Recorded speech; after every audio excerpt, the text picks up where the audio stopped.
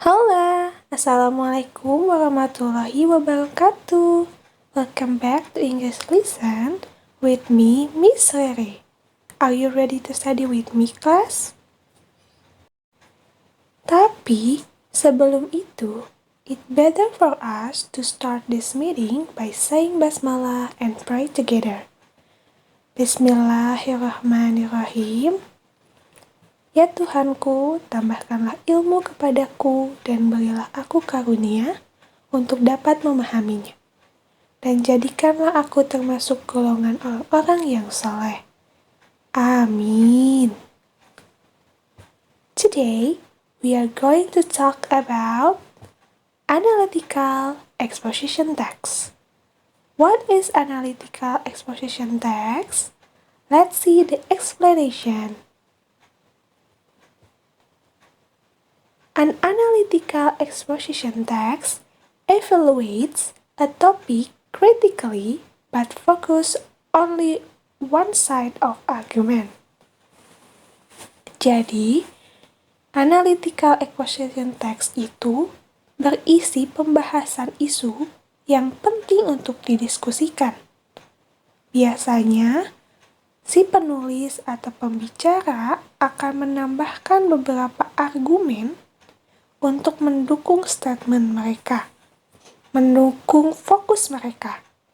Jadi, penulis atau pembicara yang pro atas satu isu akan menambahkan argumen yang mendukung agar statementnya lebih kuat. Begitu pula jika ia kontra akan suatu isu. Argumen pendukungnya pun akan kontra agar statementnya kuat. Tapi, only one side ya. Artinya hanya satu sisi saja. Hanya pro atau hanya kontra, tidak keduanya. Sampai situ paham kan? The argument and point of view in the analytical exposition text have to be supported by fact and relevant information.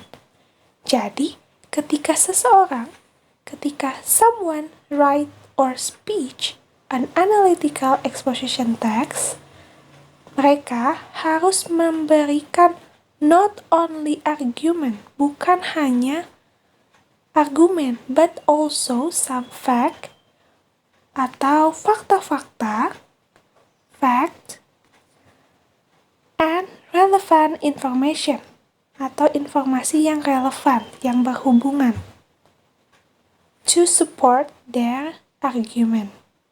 Fakta dan informasi relevan ini harus jelas adanya, harus betul-betul ada.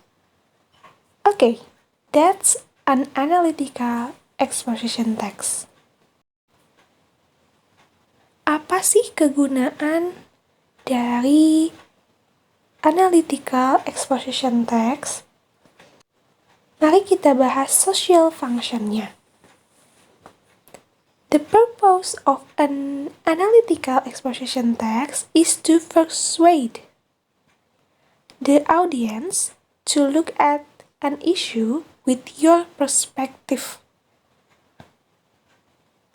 Persuade atau mengajak audiens, bisa pendengar atau pembaca, to look at issue, untuk melihat isu tersebut dari perspektifmu.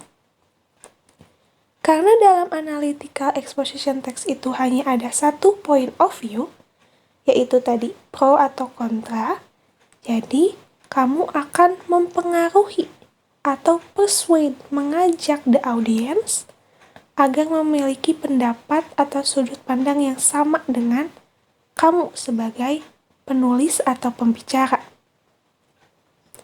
Ketika kita menggunakan analytical exposition text, berarti kita ingin mempengaruhi sudut pandang orang lain agar orang tersebut menjadi setuju dengan argumen yang kita berikan.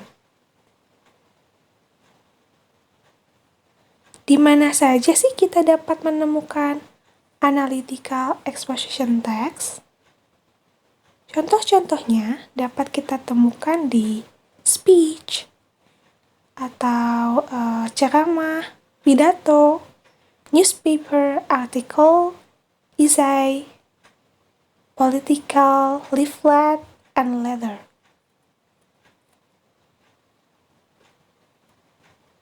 Setiap teks punya struktur ya. Every text has structure. Nah, sekarang kita bahas the structure of analytical exposition text. Strukturnya gimana sih?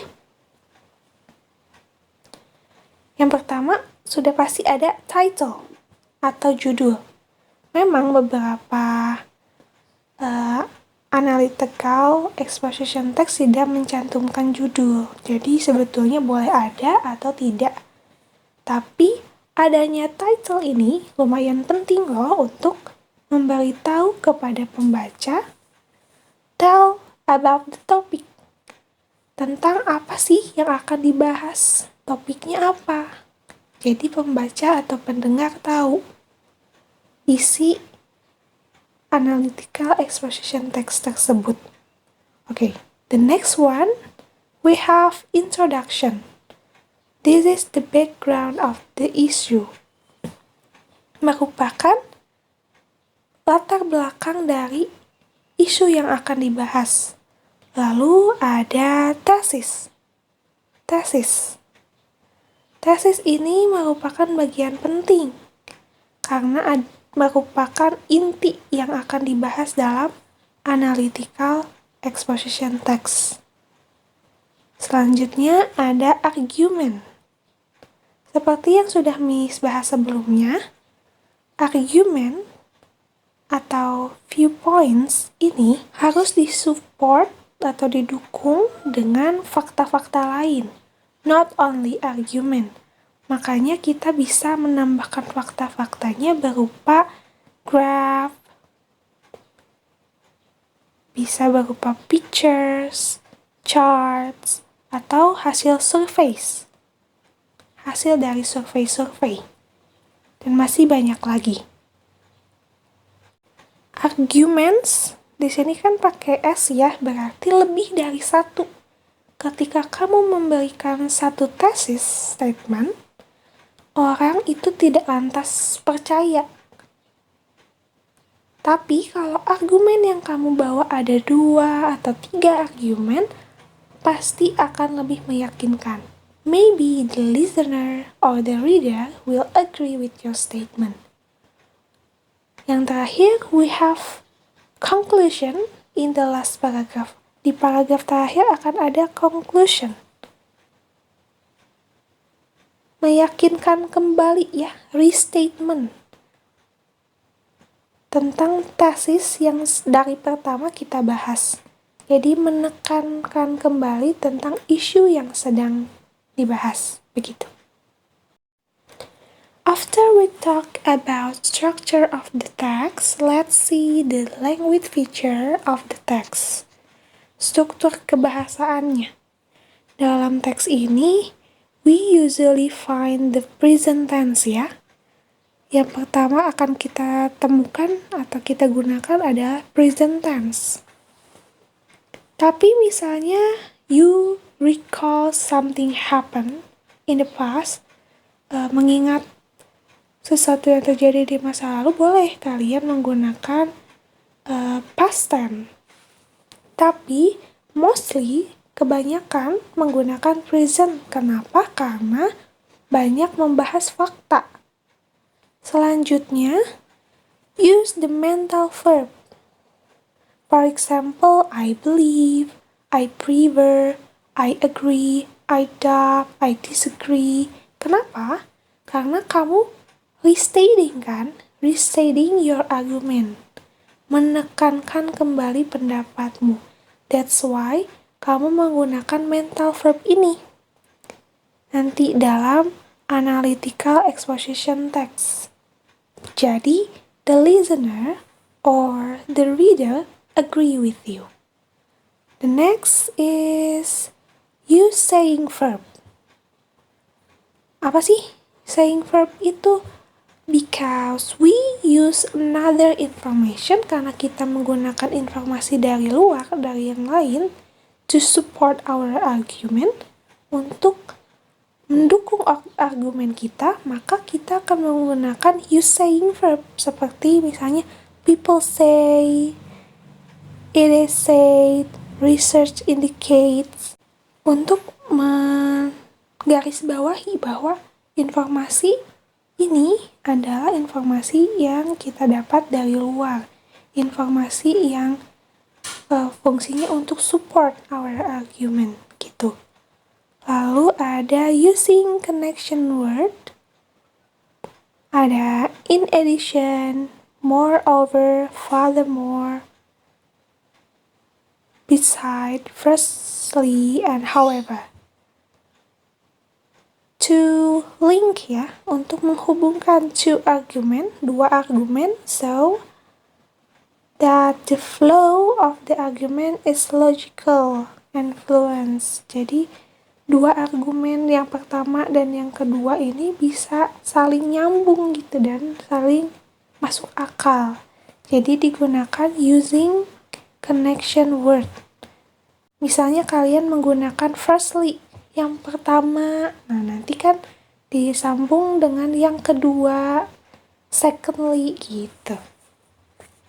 Terakhir, kita juga bisa menggunakan causal conjunction seperti because, consequently, due to, for that reason. Conjunction ini tuh menunjukkan sebab akibat. Silahkan diulangi lagi ya, dan jika kalian ingin mencatat, you can pause the video. Now, I will give you the example of analytical exposition text. You may see the written text here. Jadi nanti kamu akan lihat teksnya secara tertulis, and we will identify the structure of this text. Kita akan mengidentifikasi strukturnya. Apakah sudah sesuai atau belum? Oke. Smoking risk. Nah, before we are going to smoke, sebelumnya kita bisa tandai dulu ya. Smoking risk di sini sudah pasti merupakan title atau judulnya. Jadi dari sini kita bisa tahu bahwa analytical exposition text-nya akan membahas tentang resiko dari merokok. Merupakan title. Terus di sini kita bisa baca before we are going to smoke, it is better to look at the fact. Sebelum kita merokok, ada baiknya melihat fakta. Nah, kita akan membahas fakta-fakta sebelum kita memutuskan untuk merokok. Nah, di sini merupakan introduction ya. Background dari masalah yang akan kita bahas. Dilatar belakangi oleh mungkin orang-orang yang ingin merokok tapi belum tahu akan resiko yang dihadapi. Terus di sini ada about 50,000 people die every year in Britain as direct result of smoking. Sekitar 50.000 orang meninggal setiap tahun di Inggris sebagai akibat langsung dari merokok. Nah, ini udah mulai nih masuk ke yang namanya thesis statement. Kelanjutannya juga masih merupakan thesis statement karena this is 7 times as many as die in road accident. Jadi 7 kali lebih banyak dari kematian di jalan raya karena kecelakaan lalu lintas. Nearly a quarter of smokers die because of disease caused by smoking. Hampir seperempat perokok meninggal karena penyakit yang disebabkan oleh merokok itu sendiri gitu. Sampai ke akhir paragraf pertama merupakan thesis statement. Lanjut ada 90% of lung cancer are caused by smoking. 90% kanker paru-paru disebabkan oleh merokok. Nah, ini merupakan first argument ya, argumen pertama. Nah, karena ada argumen berarti nanti akan ada informasi tambahan untuk mendukung argumen itu. Kita lihat di kalimat selanjutnya. If we smoke 5 cigarettes a day, we are 6 times more likely to die of lung cancer than a non-smoker. Jika kita merokok 5 batang sehari, kita 6 kali lebih mungkin meninggal karena kanker paru-paru daripada bukan perokok. Nah, kalimat selanjutnya merupakan ini ya, detail atau informasi tambahan lain untuk mendukung statement yang pertama. Begitu juga dengan kalimat selanjutnya. Langsung ke paragraf ketiga ya, ada additionally, tambahan lagi ya. Nah, ini udah berarti masuk ke argumen kedua. Selain itu, children of smoker are more likely to develop bronchitis and pneumonia. Anak-anak perokok lebih mungkin untuk mengembangkan bronkitis dan pneumonia gitu. Nah, ini adalah second argument. Pasti diikuti dengan detail atau informasi tambahan ya. Makanya di sini in 1 hour in smoky room, no smoker breathe as much as substance causing cancer as if he had smoked 15 cigarettes. Dalam 1 jam di ruang berasap, yang bukan perokok itu menghirup zat penyebab kanker sebanyak 15 batang rokok, sama dengan 15 batang rokok. Nah, itu merupakan second detail ya, informasi tambahan untuk mendukung argumen kedua. Yang terakhir, tentu saja kita akan menemukan conclusion. Smoking is really good for tobacco company because they do make much money from smoking habit. Merokok itu sangat baik bagi perusahaan tembakau karena mereka menghasilkan banyak uang dari kebiasaan merokok itu. Smoking, however, is not good for everybody else. Tapi merokok tidak baik untuk orang lain. Hanya baik untuk company saja, perusahaan saja. Nah, itu merupakan conclusion ya, atau kesimpulan dari analytical exposition ini. Oke? Gitu. Oke, segitu aja ya materi kita pada video kali ini. Akan kita sambung pada video selanjutnya. Semoga bermanfaat. Thank you and see you at the next meeting. Assalamualaikum warahmatullahi wabarakatuh.